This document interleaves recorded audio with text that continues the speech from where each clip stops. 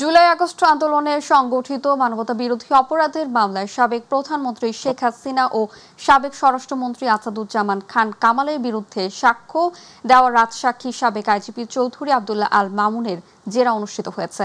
বৃহস্পতিবার বেলা 11:35 আন্তর্জাতিক অপরাধ ট্রাইব্যুনাল 1-এর চেয়ারম্যান বিচারপতি মোহাম্মদ গোলাম মর্তুজা মজুমদারের নেতৃত্বাধীন বিচারিক প্যানেলে তার জেরা শুরু হয়।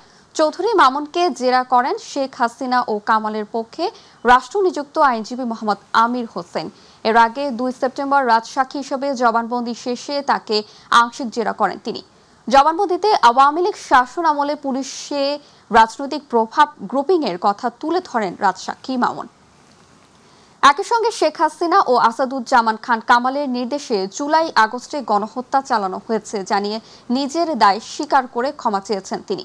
মানবতা বিরোধী অপরাধের দায়ে শেখ হাসিনা এই মামলায় চৌধুরী মামুন সহ এখনো পর্যন্ত 36 জন সাক্ষ্য দিয়েছেন।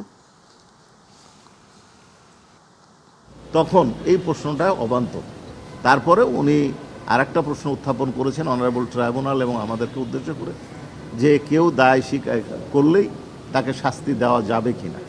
সেই ক্ষেত্রে আমাদের বক্তব্য পূর্বেও আপনাদেরকে যেটা বলেছি এখনও বলছি, অ্যাপ্রুভারকে শাস্তি দেবেন বা দেবেন না তার বক্তব্য কতটুকু গ্রহণ করবেন অনারেবল ট্রাইব্যুনাল এটা ঠিক করবেন। এটা অ্যাবসলিউটলি অনারেবল ট্রাইব্যুনালের এখতিয়ার।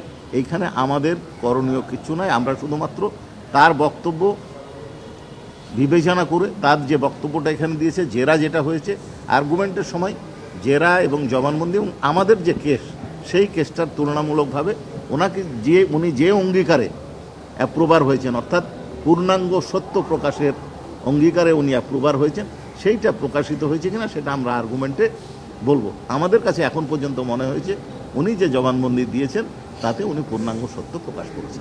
সাবেক প্রধানমন্ত্রী শেখ হাসিনা এবং সাবেক স্বরাষ্ট্রমন্ত্রী আসাদুজ্জামান খান কামাল তারা কোনো অপরাধ করেছে, তারা কোনো হত্যার সঙ্গে জড়িত, এ কথা তো আমি বলি নাই। আমার কথা হলে উনি তো স্বীকার করেছেন যে উনি হত্যার সঙ্গে জড়িত, উনি সকল অপরাধের সঙ্গে জড়িত স্বীকার করেছেন। অতএব যেহেতু তিনি স্বীকার করেছেন, অতএব তিনি ওনার স্বীকার অবস্থা থেকে উনি নিষ্কৃতি পাইতে পারেন না। আমার বক্তব্য হলো যে আমার আসামির দয় তারা কোনো অপরাধ করে না, তারা কোনো হত্যার সঙ্গে জড়িতও ছিল না, তারা কোনো নির্দেশও দেয় না।